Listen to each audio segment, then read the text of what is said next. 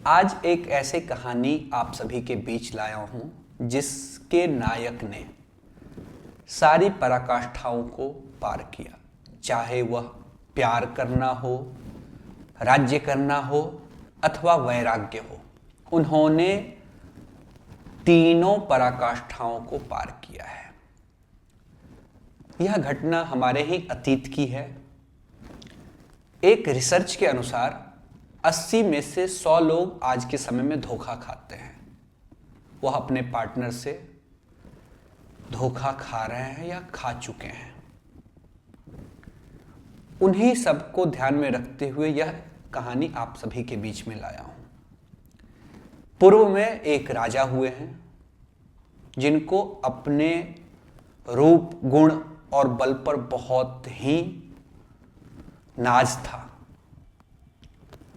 जब उन्होंने राज्य को प्राप्त किया, अपने सहचरों को सभा में बुलाया और कहा कि मेरे लिए इस विश्व की सबसे सुंदरी स्त्री का चयन किया जाए। हुआ भी ऐसा ही। उनके सहचरों ने एक सुंदर युवती उनके लिए चयन किया और उनका विवाह भी उस युवती के साथ हुआ। राजा थे, उनको किसी प्रकार की कोई कमी थी नहीं। उन्होंने निश्चय किया कि मैं प्रेम का आनंद लूं, रस को पीऊं, जिसके लिए उन्होंने अपने छोटे भाई को अपना राज्य संभालने के लिए देकर के पत्नी के साथ कुछ समय व्यतीत करने का निश्चय किया। उनके भाई ने भी इसमें उनका साथ दिया।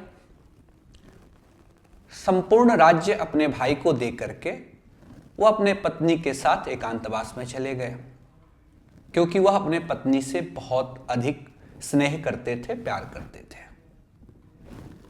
कुछ समय व्यतीत होने पर उनके छोटे भाई को मालूम हुआ उनकी जो भाभी हैं, जो राजा की पत्नी हैं, वह किसी अश्वपाल के साथ अवैध संबंध रखती हैं, जिसको जानकर के उनको बहुत ठेस पहुंचा। उन्होंने इस बात को अपने भाई को बताने का निश्चय किया, लेकिन उनको भय भी था कि भाई क्या सोचेंगे। फिर भी उन्होंने संकोच करते हुए अपने भाई को सारी कहानी बताई।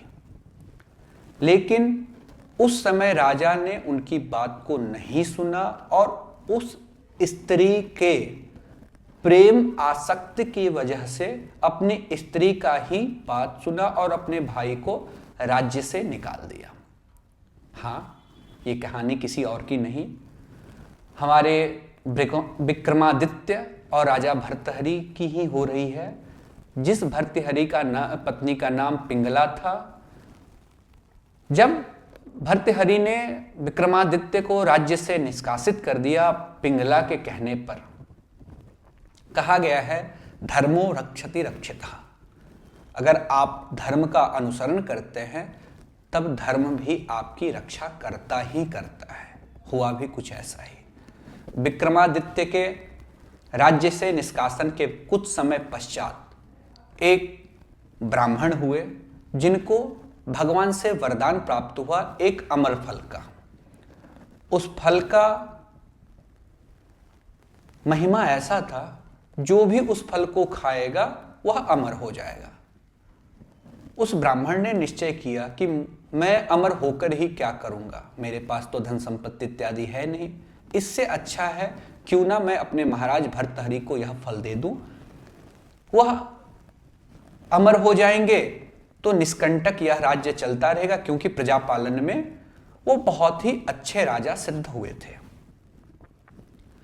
राजा के पास वह ब्राह्मण पहुंचा, उन्होंने अमर फल उन्हें दिया और भर्तृहरि ने आज्ञा दी, इनको जितना धन चाहिए उतना दे दिया जाए। भर्तृहरि ने सोचा, मैं इस फल को खाकर क्या करूंगा, इससे अच्छा है पिंगला को इस फल का सेवन करवाऊं, क्योंकि मैं उससे प्रेम करता हूं, स्नेह करता हूं।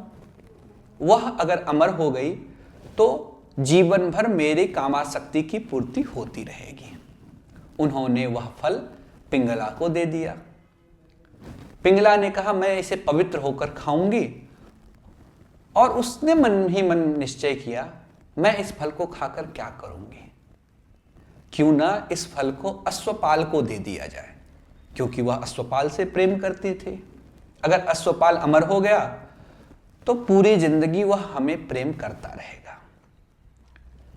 जब वह फल अश्वपाल तक पहुंचा, अश्वपाल ने सोचा, मैं इस फल को खाकर क्या करूंगा। क्यों? क्योंकि उसी राज दरबार की एक नर्तकी थी जिससे वह अश्वपाल स्नेह करता था, प्यार करता था। उसने उस फल को उस नर्तकी को देने का निश्चय किया। अगर वह नर्तकी अमर हो गई तो मेरे जीवन भर हमारा प्रेम चलता रहेगा। नर्तकी को जब वह फल प्राप्त हुआ, उस नर्तकी ने सोचा, क्यों ना यह फल महाराज को दिया जाए, क्योंकि मैं तो उनकी ही राज्य नर्तकी हूं। वह फल लेकर के महाराज के पास पहुंच गई कि महाराज, ये अमर फल है, अगर इसको आप खा लेते हो तो आप अमर हो जाओगे। यह देख करके राजा बहुत क्रोधित हुए कि तुम्हारे तक यह फल कैसे पहुंचा, सच्चाई बताओ, नहीं तो मैं तुम्हें मृत्यु दंड दूंगा। अगर तुम सच बता देते हो तो क्षमा कर दूंगा। नर्तकी ने बताया कि आपके ही दरबार का एक अश्वपाल है, उसने मुझे यह फल दिया है। उस अश्वपाल को बुलाया गया, उसे भी भय दिखाया गया, सच बताओ नहीं तो मैं तुम्हें मृत्यु दंड दूंगा। अश्वपाल ने अपने प्राण की रक्षा हेतु सच्चाई बता दिया कि महारानी ने मुझे यह फल दिया है। यह जान करके राजा भर्तहरि को अपने गलती का एहसास हुआ और उसी समय उन्हें वैराग्य की प्राप्ति हुई। उन्होंने अपने भाई विक्रमादित्य को वापस बुलाया और अपना साम्राज्य उन्हें दे दिया और वैराग्य के राह पर आगे बढ़ गए। महाराज भर्तृहरि का 3 प्रमुख कृतियां हैं, एक नीति शतक, एक वैराग्य शतक और एक श्रृंगार शतक। इसलिए पहले मैंने आप सभी को बताया था कि उन्होंने इन तीनों में पराकाष्ठा को प्राप्त किया था। वर्तमान समय में हम सभी कहीं ना कहीं इसके शिकार होते हैं और हमारा भी दिल टूटता है। तो बेवफाई कोई आज की चीज नहीं है, ये सब दिन से होती आई है और कोई किसी से यहां सच्चा स्नेह, सच्चा प्यार नहीं करता है।